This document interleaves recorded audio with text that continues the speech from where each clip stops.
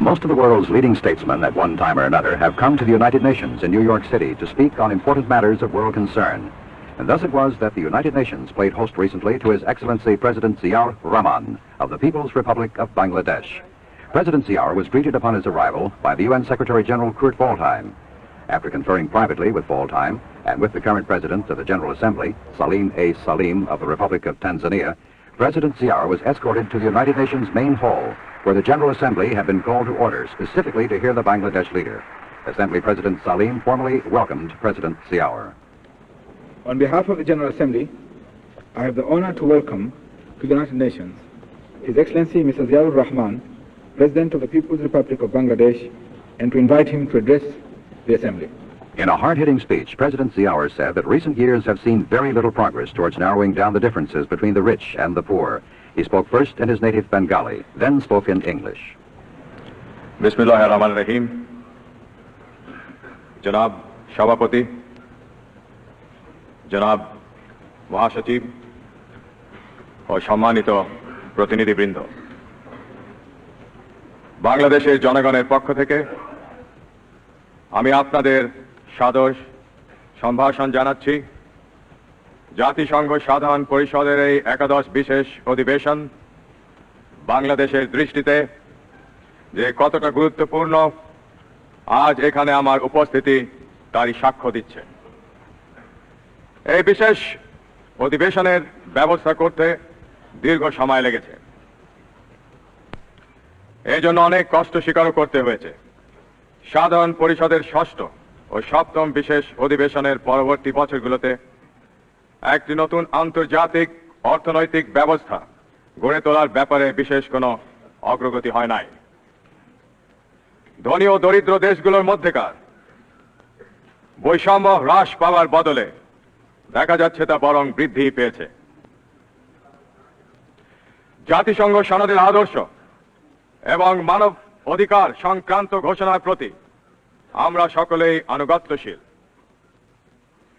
মানুষের মৌলিক দুটি অধিকার, ক্ষুধা ও দারিদ্র্য থেকে মুক্তি সহ জীবনযাত্রার মান উন্নয়ন, পূর্ণ কর্মসংস্থান এবং অর্থনৈতিক ও সামাজিক উন্নয়ন ও বিকাশের নিশ্চয়তা বিধান করতেও আমরা প্রতিশ্রুতিবদ্ধ।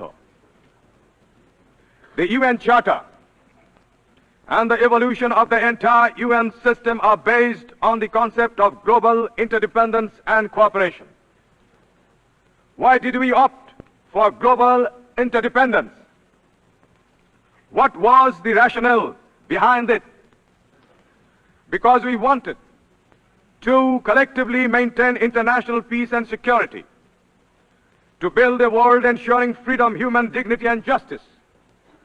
Because the evolution of international society has made it manifest more than ever before that most problems today are interlinked and global in character, and that there can be no piecemeal solutions to these problems.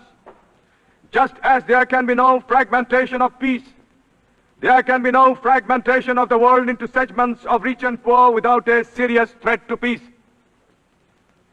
If we believe in the community of mankind, we must accept mutual obligations and responsibilities towards that community. But there are far more compelling arguments in favor of global cooperation, as has been forcefully brought out in the report of the Brandt Commission. We commend Mr. Brandt and the members of the Commission for their understanding. Mr. President, the deteriorating international situation due to foreign military intervention in the regions, far and near, is totally incompatible with the objectives of the new international economic order. Thank you, Mr. President. Thank you very much. Elsewhere in his major speech, President Ziaur called on the Organization of Petroleum Exporting Countries to provide oil to the poor and developing nations at lower prices and to invest in nations like Bangladesh.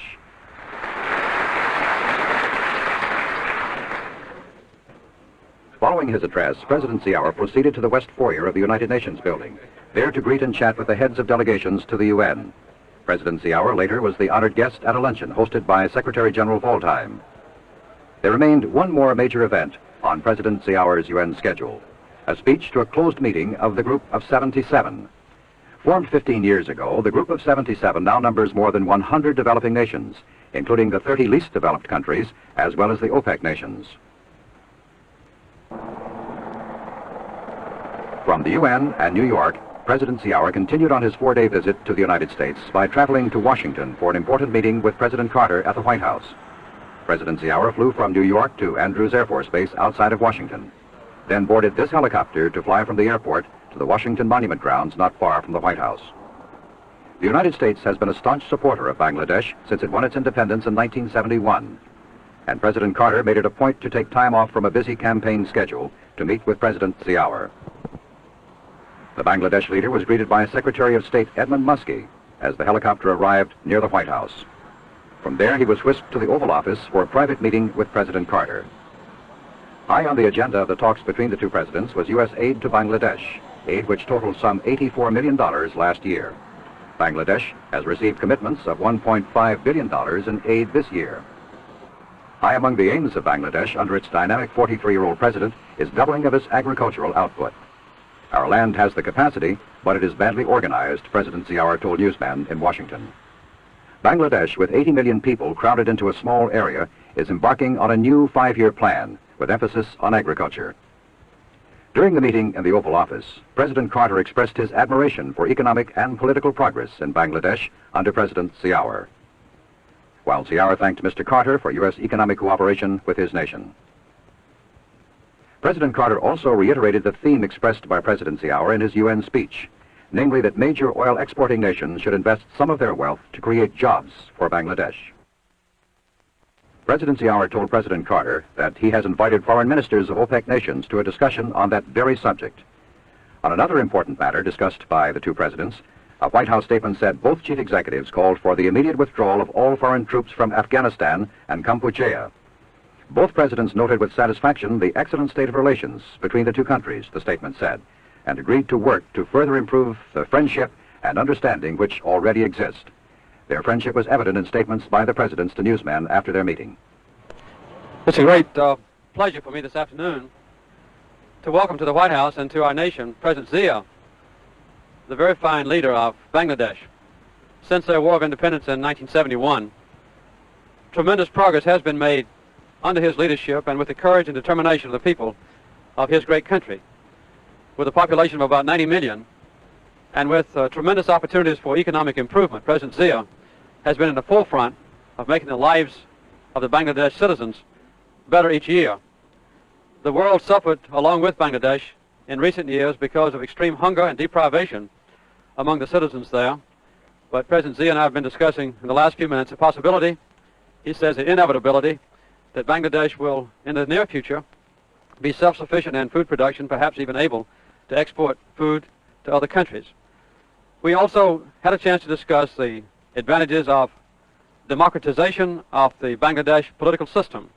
The open and free election process, which resulted in the election of President Zia, has been an inspiration to the world.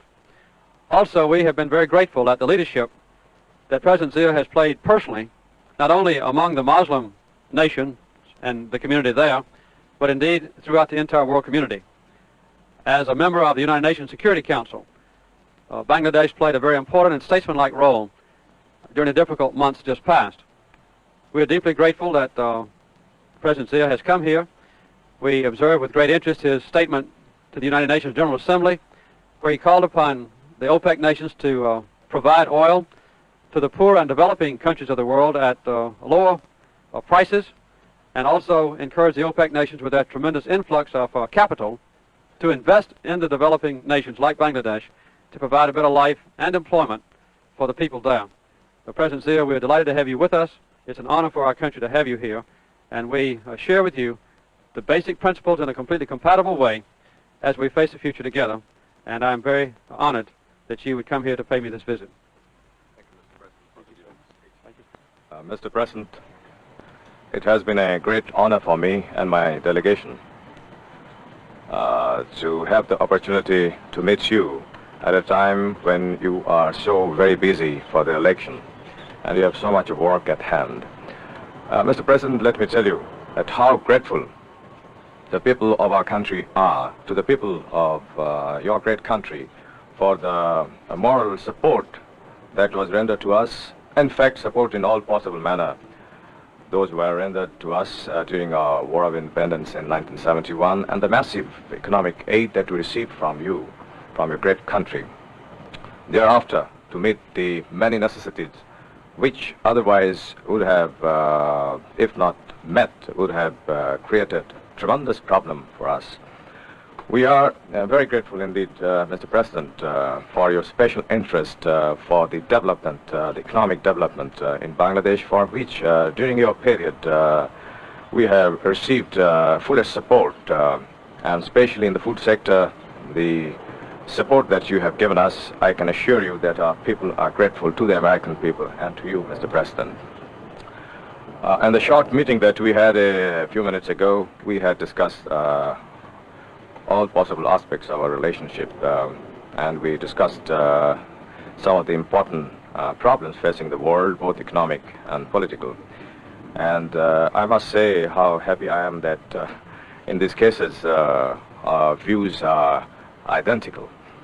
Mr. President, the important role that your great country has played, the people of the United States and yourself, to uphold the Charter of the United Nations for maintenance of peace and stability in the world is something that we praise you for. And especially your value that you attach to the question of human rights and human dignity is something that we, all of us, the whole world could be proud of. Mr. President, I wish you success. I wish the American people success and strides in the future. Thank you very much. Thank you, Mr. President. It's been an honor to be with you.